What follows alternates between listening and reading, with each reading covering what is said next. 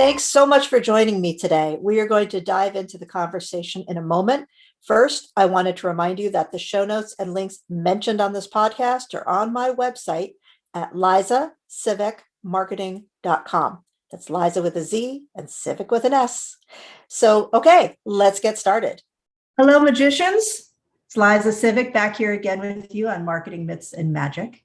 And I have Sam today, Sam Hoffman, from Happy No Anna, which is a health coaching and personalized coaching and all kinds of great stuff. We're going to talk about being healthy. We're going to talk about why she hates salad. I get that from her social media. So we'll talk about that. How she came to do this and how she markets herself as a health coach. So hello, Sam. Welcome. Thank you for being here. Hi, thank you so much for having me. I appreciate you taking the time. Always happy to do it. So Sam is really very invested in being a certified health coach, a certified personal trainer. She does great things like telling you to ditch the negative diet cycle, which is a cycle we all get into. There's no one magic bullet. You know, there's a lot of ways to get around these things. And she's got some great ideas. So we're going to talk about that and also talk about how she markets those ideas to the people who need them. So tell me a little bit about how you got to where you are today as a certified health coach and trainer. So it's not something that I've always been in. I was not that person who was super into fitness or, really, really healthy. A lot of people, when I kind of switched my career, were a little bit surprised, actually, given my history, that's something that I got into. So I struggled with my weight kind of all my life. I was a serial yo-yo dieter. I was so desperate to lose weight and just, I wanted to kind of be healthy and not really understanding what that means. And so this went on for a really long time. And then I had kids and I suddenly realized that I kind of had these unhealthy habits and I didn't want to pass them on to my kids. And I really just didn't want them to think about their body the way that I was kind of very aware that I was thinking about mine. So I kind of had to look for something different and find something different. And I started making small changes, just kind of eating more vegetables, drinking your water, all those things that are really good for your health, but we kind of forget about, because like you say, we want that magic bullet and kind of that quick fix. So I really, I just kind of pushed with them and I did end up losing a bunch of weight, but I really focused on that kind of like that self-love and trying to love your body and, kind of learn to accept it along the way and really just having fun. Cause I know on dieting, I was always so miserable. And so I was really wanting to actually, right. So I really wanted to like enjoy what I was actually doing because then the hope was, okay, if I enjoy it, then maybe I'll like keep going with it, So I did that. And just from there, I just kind of found a passion for this. And I really just wanted to help other people feel good about the body that they have right now, as well as helping them improve their health, because I think that you can have both. And too often, we're kind of like, oh, I want to change because I kind of don't like the way that I am right now. So I really think it needs to kind of be that acceptance first. And then you can kind of help, make changes, So I started like researching and learning. And then I was like, oh, like I want to do this and I want to do that. And it was crazy. I just had I was trying to learn so much at one time, but I finally got through it. And I got my personal trainer certification. I got my basic health coach certification. And then I got my master health coach certification, which I love because it was all about like motivational interviewing and looking at behavior change. And it was just like, oh, my passion from there just sparked, I was like, this is what I want to do. I love it. So here I am now, like trying to get my business going and, sharing my passion with others and everything. So I'm loving it, but I'm going to be honest, sometimes I hate it because it's so difficult. Marketing is not my wheelhouse. It's all new. Starting a business, it's hard. Well, And it so it's turns just out been exactly on my website. It says marketing is my wheelhouse. So there you you go. Yeah, I there you love that. go. And I don't want to ever learn about dieting and health coaching. So we're a good complementary pair here. Yes, Okay. perfect. I love that. Yeah, so I'm definitely talking to the right person. But yeah, it's just really hard, when you have passion for something and then you're like, okay, I'm ready. I'm gonna go. Like, let's do it, And then it's like, oh, hold on. There's all this stuff you have to do to try and get like actually people in the door. So that has been a bit of a struggle, if I'm being honest. But yeah, that's how I am here today to talk to you. So thank you again for having me.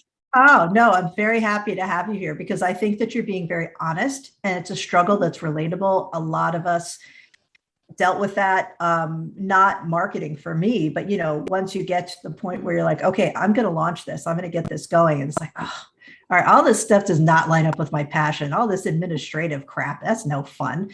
And it's great to outsource it, but not everyone can at the beginning, right? Mm-hmm. So that's why we do things like these podcasts, because I want to help people who are not ready to outsource. So when they are ready to outsource, they know what they're talking about. They know what they want, as well as people who are ready to outsource. They know they can trust someone with their marketing and take it to the next level. Yes. So, it sounds a lot like you're at this stage where you've kind of DIY'd that marketing and, you're getting out there, you're doing podcasts.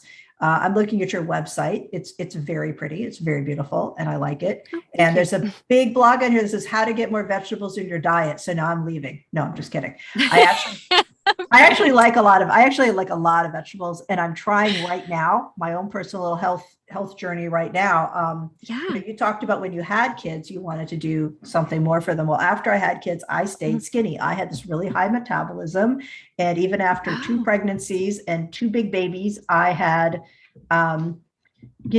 no real problems. I could still go out and have ice cream every day, if I wanted. It wasn't good for me, but I could. And I was always very thin, but you know what? I didn't learn how to manage my weight because I never had to. And it wasn't my something mother, you had to worry about. Right. My mother was the same way. And I was upset that she wasn't doing what she needed to do for her health as she got older. And now I had my older daughter say to me when I told her about a recent health challenge, she said, you never do anything to take care of yourself. You're always having these problems. Like, oh my Lord, I'm doing the same thing to my adult children. And that was you had that light bulb moment. Yeah. Or a frying pan over the head moment. One of those.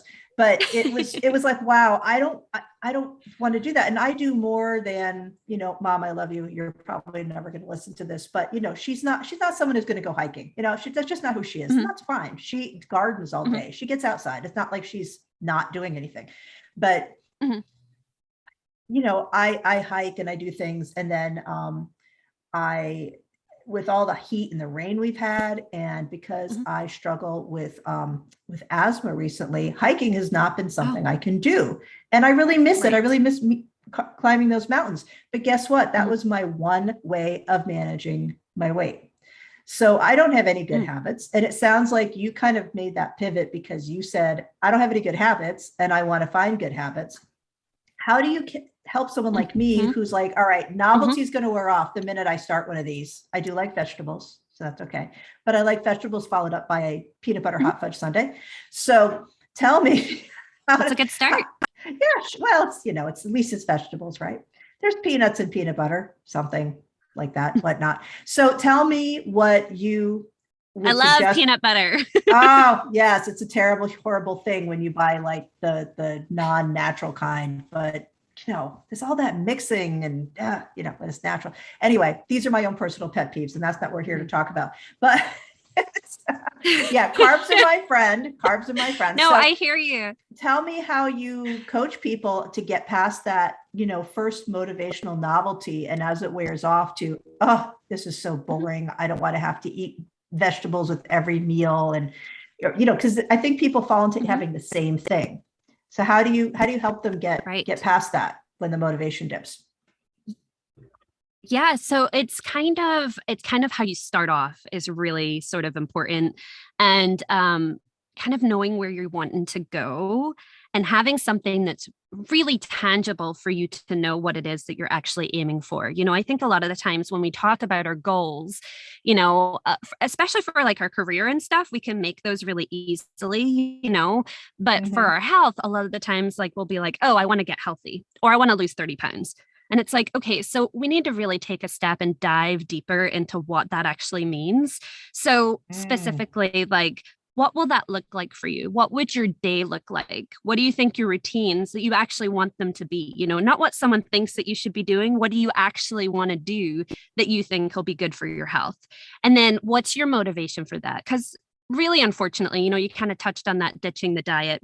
Unfortunately, if your motivation for, getting healthy is only weight loss, we have a really bad habit of not sticking with it. And a lot of the times that's because, when you're on a weight loss journey, you'll kind of tend to have these like ups and downs, or you'll have, a kind of plateau where things are just kind of staying the same, and people get really frustrated. They don't want to do it anymore because they're like, oh, that number's not going anywhere. And they're like, there's no point in even doing this. I'm just going to stop because I was having a miserable time anyway, So it's really important that we understand kind of like, okay, so what is it that you want for your health? And what parts of that are important? So is it just that weight? Is it that you want to be stronger? Do you want to have more energy? Is, like you say, is being outside really important for you?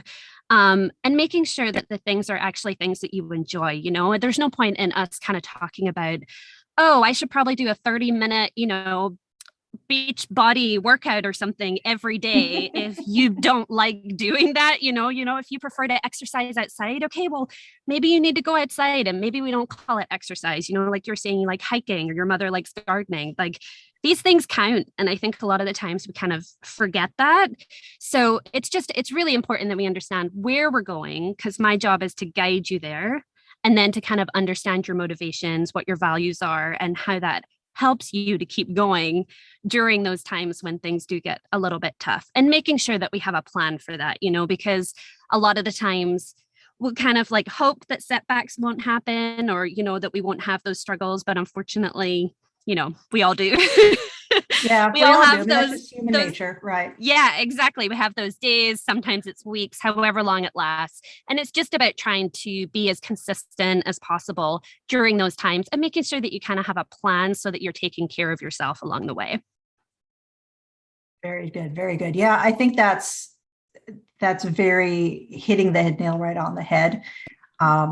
Because if you don't have a plan and you don't have a goal, for me, having to lose weight, I have to think about just lose 2 pounds this week, not you have this really big number to lose, or whatever it is, because then it just seems like far reaching. And, it's everybody's psychology is different about it. And I think knowing that you can get there through little baby steps is something we have to keep reiterating with ourselves. And talking about business owners. All right. So most of our listeners are going to be business owners. What do? We get hyper focused and sit in front of our computer all day, and, maybe set an alarm to go for a walk, but we're not quite done with what we're doing. So we set the alarm off, and then, speaking only for myself, all of a sudden it's 7 p.m. and I'm like, oh, I should probably go take the dogs out again. So it's absolutely. And they'd be reminding me, but, and they do, but a lot, actually. And I can totally relate. And it's worse, I think, for people, if any of you guys are business owners who are in that health and fitness industry, it's kind of worse sometimes, because you're like, okay, I know that there are things that I need to do because I literally coach people on doing it. And so I need to make sure that I'm following my own advice.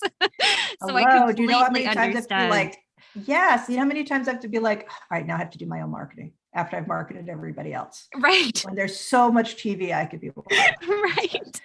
You just have to do it. And that's what I think I hate. That's what I hate about dieting. And okay, first of all, I always make this joke, but Will Power and I broke up in high school. Let's just be clear. Okay. He and I are never getting back together. Get it?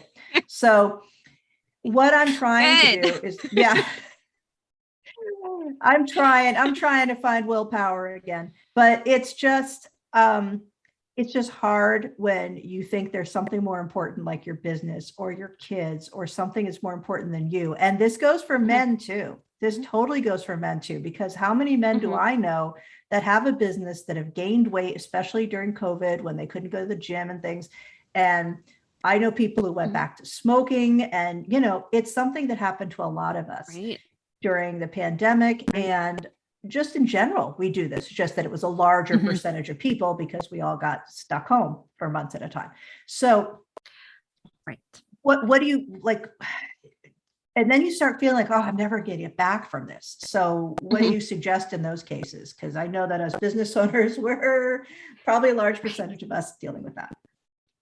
Yeah. So I think I always say, first of all, let's try to have some compassion with ourselves, because times have been tough. It has been a very strange 2 years. Has it been 2 years? I don't It's been like 147 years and 65 days. I have no idea. It just needs to be over. I get it. So it's been a really rough time. So it's just trying to have some compassion with yourself, because whenever, again, like we talked, if you're coming from a place of shame and guilt, you know, it's just, you need to be more positive to make long-term change. So it's really important that we just have some compassion and kind of take a step back and understand that, you know, just because we make little like slip ups or whatever, that it's not going to be how it is all of the time, and that it doesn't mean that we're completely off. So we have this, when we're dieting, we love to do this whole, okay, I'm going to start on Monday. Like I was the queen of starting on Monday.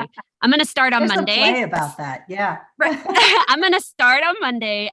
And this weekend, that means like, you know, I got to make the most of it. And, you know, even in like stressful times, it's like, oh, well, I'm super stressed out, so I'm just going to kind of let go of everything. And, you know, we can find a happy medium. And I think that that's really important, to try and not restrict too much, sort of like figure out what kind of relationship you want with food. I really push like not having food off limits, like kind of like that intuitive eating, food freedom is really important, just to kind of gain a healthy relationship with food. So that's also not for everyone. So it's about figuring out what it is that you actually want, kind of like we talked at the beginning, you know, knowing where it is that you want to go, and then kind of taking your steps from there. So it's funny that you talk about willpower, because willpower is stronger in some people than others, but for everybody, it diminishes. They have done studies on this. So if I said to you right now, here, do you want this donut? And you would be like, no, I'm going to be strong. I don't want this donut. And I said, are you sure? Like, are you sure you don't want this donut?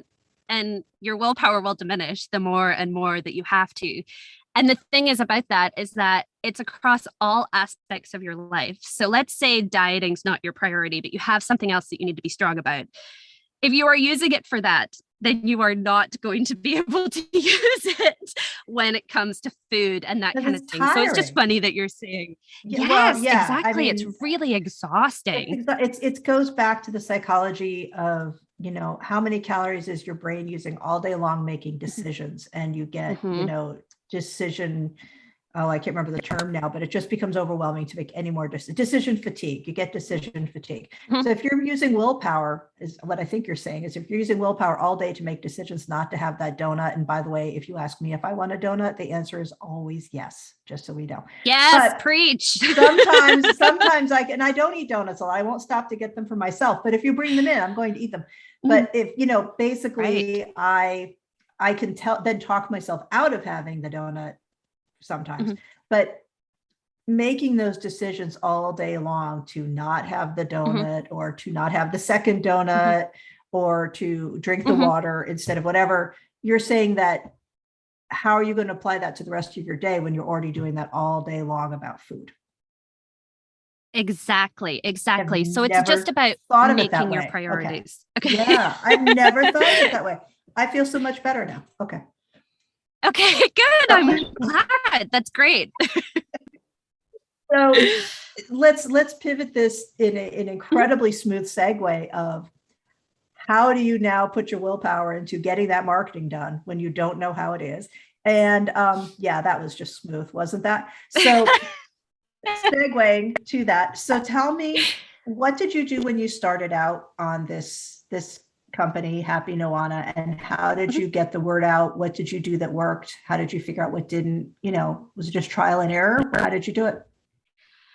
Yeah, so it's been trial and error, because I don't want to sit here and say, hey, I'm super successful. And this is what I did because I am still working on it. It is a daily grind. But yeah, I tried a few things. So I kind of had like two strategies in terms of like trying to sort of get a more local market. And then I kind of switched up, kind of trying to figure out online. I had a bit more of a learning curve because social media wasn't something that was a big part of my life. And so I kind of felt like, oh, now I'm going to have to get on social media and kind of figure that out. And so, it's just, there's just stuff to learn everywhere. And the biggest problem is, I think right now, is with health coaching and personal training. There's so many people online. It's a very saturated market, and it can be very easy to kind of get disheartened. I'm not going to lie, as you're kind of going along. And I'm sure a lot of people have kind of felt that imposter syndrome at times where you're like, oh, what am I doing? Like, it's something that when I've spoken to other business owners, they're like, oh yeah, happened to me all that, everyone has a relatable story about that, and just trying to keep going. So, I have sort of switched up recently my strategies online. I was kind of like I was actually trying to work with a coach, and, they kind of put some strategies, and they really, unfortunately, weren't kind of gelling too well for me. And it kind of took me some time to sort of like take a minute and be like, hey, maybe like listen to your gut. And if you're not kind of gelling with how this is going, maybe it's time to kind of switch it up. So right now, I'm really just kind of trying to put value out on social media with some of the things. I recently got on TikTok, so that has been everyone takes that deep breath. Right. I recently got on TikTok. Yeah. Right. It's like, that's a whole learning curve in and of itself. Yeah, it is. But I'm enjoying it. And so I'm hoping that that's kind of coming across. And so I'm just, like I said, right now, I'm really just trying to put stuff out there that hopefully people will find useful. Just kind of, like you say, get in front of people, be trying to get my podcast out there. The biggest struggle on, I think, everything right now for me is just, it's that time and making sure that you're most efficient with your time. Yes. And yeah, that's been really hard because I'm still working full time, trying to do my business. And then I do have, my son is 2 and my daughter is 3. So my life is very that's 2 full-time jobs right there, a 2 and 3-year-old. Yeah. Yeah. I vaguely remember that. I didn't have them that close together, but yeah, I remember that age, and it's a lot of fun. Yes. It's a lot of fun, but it's incredibly tiring. So it's a lot. When I hear people say, well, I started my business because I had a baby, and I'm like, and how'd that go? And they're like, I'm exhausted. Yeah. Right. But sometimes that's the best time to do it. And it's the way to do it for you. And as long as you do it smart. It sounds like you did all the right things to get to where you want to be, your certifications to be who you are. But the marketing is a big issue. Like, what would you say your biggest question now about, what am I doing? How should I market myself in this way? Or what's your biggest question of, am I doing this the right way? Yeah. So I think, right now everyone's kind of pushing like, oh, like you put your value out there and then you kind of like get in touch with people and you're sort of like, hey, what are your goals and everything? And so, but like everybody's doing it and people don't want to hear from you anymore. And it's like, and, I wasn't enjoying trying to do that either. So I think it's just trying to figure out like a different strategy, and just probably like, obviously, there are podcasts and stuff like that, but like, how long do you think you should try a strategy before deciding if it's working or not working? And would probably, it depends on the strategy. If you hate doing something and you're not seeing anything after 2 or 3 weeks, it's probably, if you hate doing it, it's not going to come across the way you want, because that hesitancy for anybody, including if I tried to do a tactic I don't like, that I'm not comfortable with for someone, that's going to come across. And we're told over and over again that we have to start conversations as part of marketing and as part of sales. And that is absolutely 100% correct, except guess what? Those conversations are no longer, hi, we talked about this in a podcast about LinkedIn that's coming up, actually. Hi, I'd love to connect with you. I see we have a lot of people in common, or I see we have a lot of things in common. And then the next one is boom. So would you like to sign up and find out about my service? Right. No, I don't. I just want to build my network. I just want to see who's there. Right. It's much more interesting to people if you have something of value to share, or you're just starting a conversation. And if they like you and your personality and they like who you are, then that conversation, I'm sorry, everybody, but now that's going to be 3 or 4 different conversation starters or back and forth before you can say, well, hey, this is what I do. And, no sales pitch, but if you ever have that interest or know someone, I'd love it if you could, this is the person I'd love for you to refer me to, that networking sentence, because if that person is that person, they're going to say, hey, I need that. And if they're not, they've already started a relationship with you and they're going to say, oh, this sounds perfect for so-and-so. They've been looking for something better to lose weight. Don't be referring people to Sam because you think your niece is fat. Okay. But just, that doesn't work. But if they're looking, if your niece has been saying, I've been trying to lose this baby weight, or I've been trying to lose weight before the wedding next year. Yes. Then you say, hey, I came across this great woman I've been talking to on LinkedIn. And, she's in my Facebook group or she's in my LinkedIn group. That's where you start. And that has devolved into automatic emails about things. So you are very personable. We're having a lovely conversation. I kind of like it. So, Me too. So if you're trustworthy and friendly and you're an expert at what you're talking about, because when you talk about what you're doing, you light up, because I can see her, but you can hear it in her voice. You light up. She believes in it. It's working for her. And she's just trying to get that value to somebody else. And if you make an investment with her, she's going to make it worth your while. But if you start out with that, telling someone, if you make an investment with me, I'll make it worth your while, and they have no reason to trust you yet. Right. People are too jaded now by that kind of approach. And so they're not very closed, very closed off to it.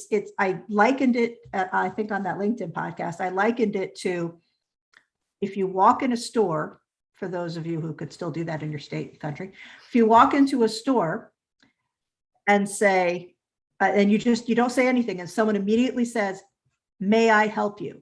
The first thing you say is no. Even if you need help, the first thing you say is no. And even in retail, when I was in retail about 15 years ago, that was already happening. It's been happening even longer than that. What they say is, no, can you show me baby blankets? Okay, so what was the show me baby blankets part if you don't need help?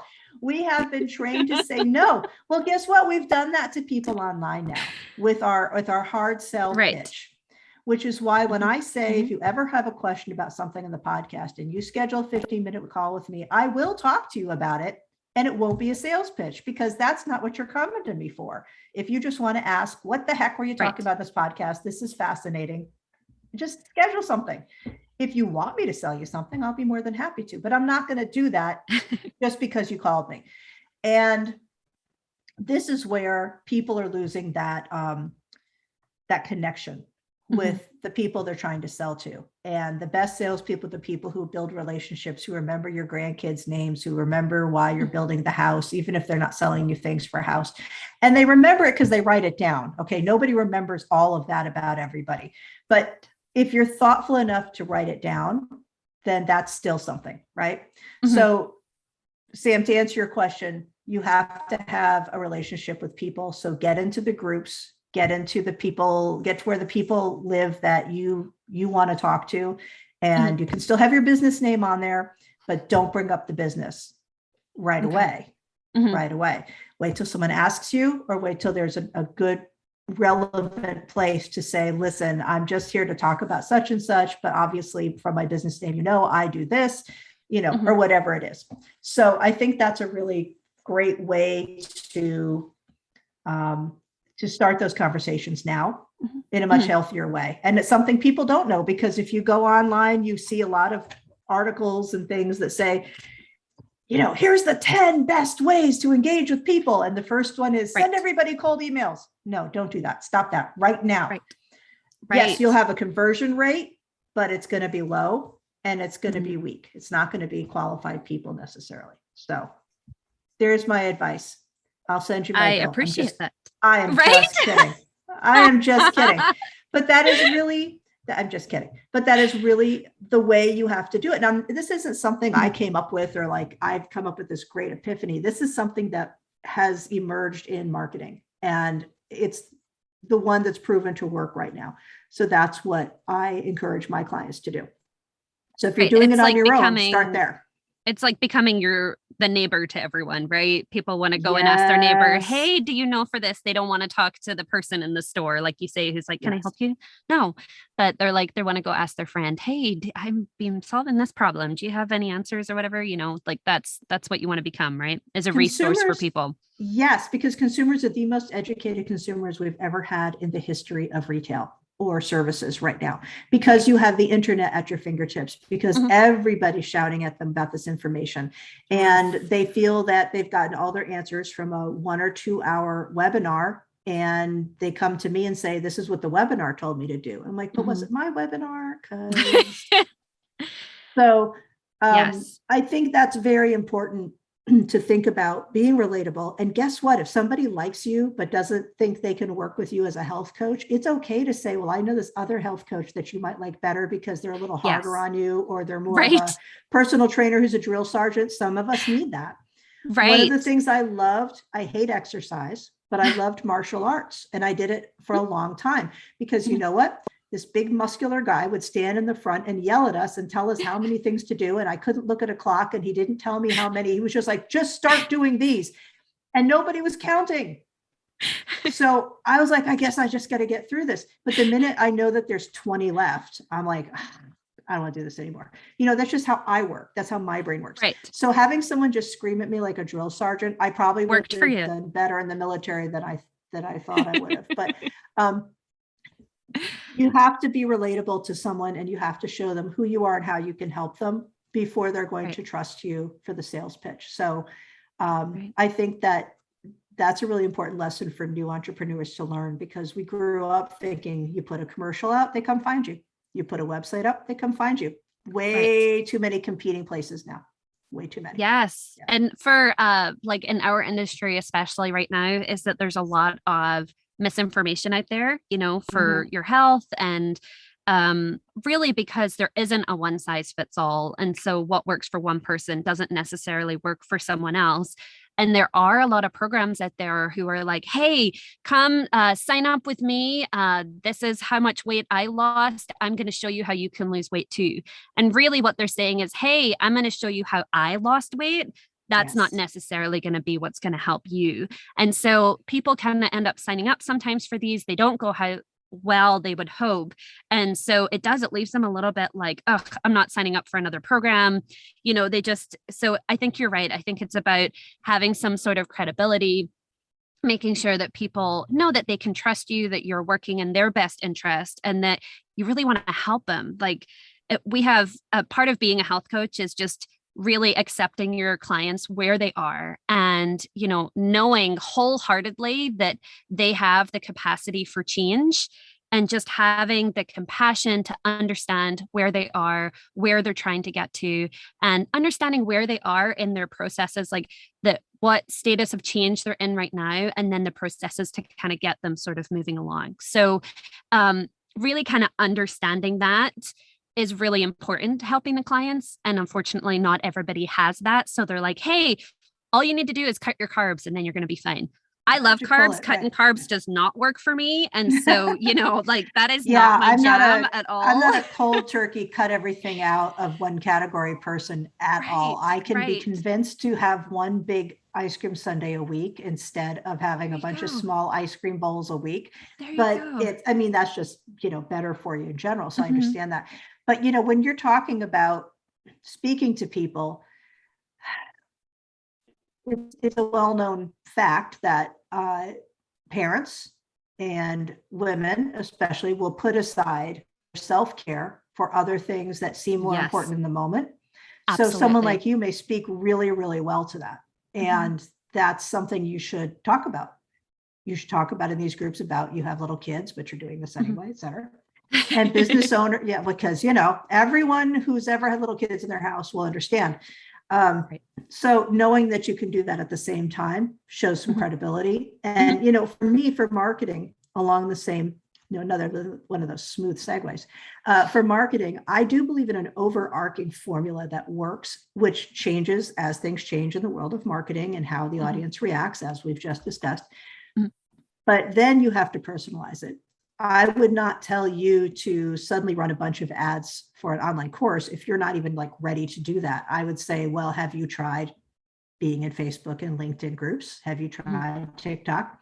And TikTok has tons of misinformation. Nobody is going on there saying, stop charging your phone by putting it in the microwave. You just have to have common sense and think, well, would that work? How would people that work? doing that? This was a while ago, but yes. And people are like, you ruined my phone because I put it in the microwave to charge it because my battery was low and I couldn't find my charger. And I'm thinking, I wish this was a joke. I wish. So when you look at some of the health things people are putting out there. Yes. I mean, let's move on from a couple of years ago of Tide Pods. And let's talk about, people saying, here's this challenge, here's that challenge. And I think they're just doing it to get to see what people are doing. But, by the same token, you've got grownups saying, we're going to show you how to do this really exciting diet. And they're just doing it for the rankings. They're just doing it for the likes, to get people to watch, to give them more monetized channel content. So you're fighting against that every day as someone who's actually talking about real ways to do it. So yeah, it's a tough thing, and it does take work, and it does take planning, just like dieting. Here we go with that. Look at this analogy. Oh, I'm so good. So just like dieting, you have to have a goal to get to where you want to be. Yeah, I know that was really corny. I'm sorry. So I loved it though. I loved it. you and like one other person in the audience. So what I'm thinking is, you have to approach marketing for yourself the way you're telling people to approach dieting and changing their habits. Marketing, when you haven't done it before, is changing your thinking about how you're going to get your business out there when you're not just telling people on the street or getting referrals from someone else. Past that, you have to come up with a whole new way of thinking of marketing, because if you've never done it before, it's tough, which is why there's people like me who can do this for a living, because we love to do that and we love to tell people how to do it. But if you're not ready for that, you have to do a little research, but you have to do it smartly. Smartly, is that a word? Sure, let's go with that. So smartly, people, that's my new word. Okay. I want to know how you came up with Happy Noana. What does that mean? Yeah. So it was really just trying to think. So being happy, super important, like I say, because a lot of the times, dieting can lead to a very miserable journey. So I really wanted people to be happy. So that had to be in there. And then, it was supposed to kind of stand for like navigate, organize, act, nourish, achieve. There was this whole thing. And it really just kind of spoke to me, but it's also kind of related to my kids' names. I'm going to be honest with you. So it was sort of like a double link. It really means something to me, but it was just trying to come up with something different and fun. And, I think that's a little bit of a conflict with me too, because that's not on what my social media, we kind of touched on this a little bit. My social media is Girl Hates Salad. And that's what my podcast is called. And that's really what I kind of resonate with, because for the longest time, I thought to be healthy, you have to eat salad for lunch every day. And then I was like, wait, but I hate salad. Why am I putting myself through this? Like, there has to be other options, and there are. And so, I can be a health coach, I can be a personal trainer, and I don't have to eat salad because I don't like it. Salad can get boring if you're not doing like all kinds of funky stuff. And still there's, we need all kinds of different textures and things, as we're very physical beings about, we don't want to be bored with our food. We're not like dogs who can eat the same kibble every day and, be happy. And there's such my dogs are an never emotional, happy, so. There's such an emotional, component to eating that I think when you go on kind of a commercial diet, a lot of them, they kind of ignore that factor. People from even just a celebration standpoint, there's that emotional, with food, birthday parties or Thanksgiving or whatever. And then just like, you want to enjoy your food. And, people use food for comfort. We've all done it. Or, when you go to the movies, it's like part of that. So there's just these things that you need to address and kind of decide on what you can make peace with and what you kind of want to make changes for. So like for me, if I go to the movies, I used to kind of be like, oh, well, I have to make the most of it, right? Because I'm going to the movies. And so I get the extra large popcorn and the extra large soda or whatever. And it's like, no, now I can just more, like, right, for $1 more, we can add 600 calories. Yeah. And so, now it's like, well, I don't have foods that are off the table. So when I go, I'm like, okay, do I feel like popcorn? Yes. And I don't need to get the massive one. I can get the one that I'm actually feeling like. And I actually enjoy water. So I'll take the water, and I'm going to have my chocolate or some red vines or something to go with it. Cause I mean, that's my jam. There's candy you never buy anywhere else except the movie theater, even if you can find it. Like in those boxes, I never get the boxes anywhere else. Mints at the checkout of CVS. Okay, nobody. But at the, we got to have them. Right. Got to have them at the movie theater. It's all part of the experience. It's all part of the emotional reaction to that. A lot of psychology behind that stuff. So, this has been a really interesting conversation. Sorry. This has been a really interesting conversation. And I love what you had to say about it. And I'm glad that you talked about a struggle that you had with your marketing, because you're not supposed to come on here and be the expert. That's me. Stop trying to take my spot. No, you're not supposed to be the expert. And I like knowing that what you're doing is self-made DIY, and you know what's working and what isn't. And that's good. You're already on a good track there. And I think a lot of us as entrepreneurs have to do a lot of learning curve things in areas we don't know.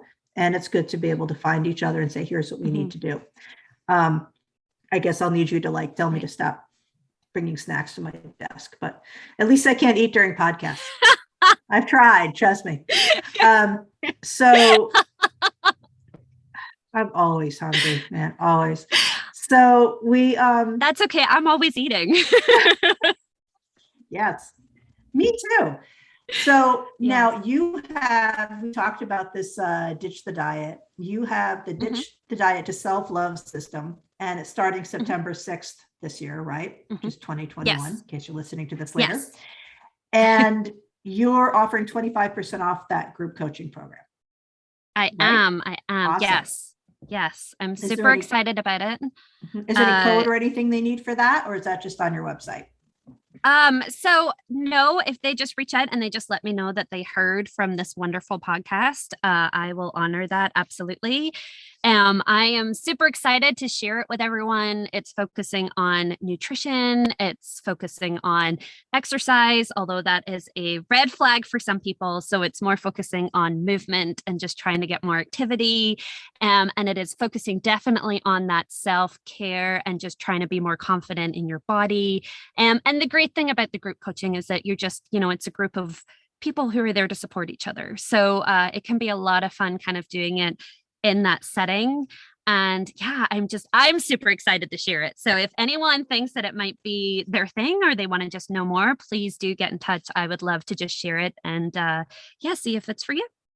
All right. So just mention the Marketing Myths and Magic podcast, and she'll hook you up with that 25% off. That's awesome. Yes. And give us your links to get in touch with you if people want to follow you or check it out. Yeah. So you can find me on TikTok and Instagram. My name is the same. It's Girl Hates Salad. I'm also on Twitter, not successfully. I'm going to say I think I'm funny, but people don't seem to respond. So if you want to see what I think is funny and other people don't, feel free to look me up there. But it's right. It's at Girl Hates and it's _salad on that one because someone stole my name. And you can find my website, happynoana.com. So it's NOANA is how you spell Noana. So you can find me that way too. That's very cool. Thank you. And I think you're funny. So thank you. Oh, yes. Thanks. You definitely made my day. Us funny people who are legends in our own mind and ahead of our time. We need to stick together. That's it. Absolutely. Yes. So any last advice for people who are thinking about, jumping in to do this differently? Yes, absolutely. So, kind of like I said, make sure that you know where you're going so that you have a plan, and make sure including in that plan is kind of, how you'll deal with setbacks and struggles. Have compassion with yourself. The journey is not going to be perfect every day. The key is to be consistent and keep going. And then that last one, which we didn't really talk about, is support. So, making sure you have support around you. I know for everyone that's maybe not your family or friends or whatever, but there is a super supportive community out there in the health and fitness industry. I promise you it's there. So definitely just go make sure you have support on your journey, because it's going to make all the difference as you go along. And if it helps, I am rooting for you. So just keep going. I know you guys can do it. And have fun with it. That's awesome. And also very good advice for marketing, just so we know. That's, that applies to a lot of things. Seriously, it applies to a lot of things. So thank you so much for being here. And Absolutely. We're going to wrap up. You guys go find Girl Hate Salad on TikTok and Instagram, and go to her website, get her Facebook group, start that conversation with her, find out what she can do for you. And we will see you back again next week. Thank you again. Thank you Sam. so much for having me. Thank you. Wow, another fantastic conversation done. I hope you enjoyed it as much as I did. Don't forget that all the links mentioned will be in the show notes at lizasivekmarketing.com. And while you're there, if you're a business owner whose marketing is on life support, check out the Your Virtual Marketing Department offer and take the Marketing Health Report quiz for free. For less than the cost of a full-time hire, we can take your marketing from frustrating to lead generating with an entire marketing team. So check that out, and I'll see you next time. You've been listening to Marketing Myths and Magic, part of the Xvadio Podcast Network. You can find us at xvadio.com/podcasts, as well as the Apple Podcasts app, Google Podcasts, Spotify, iHeartRadio, Stitcher, and wherever you find podcasts.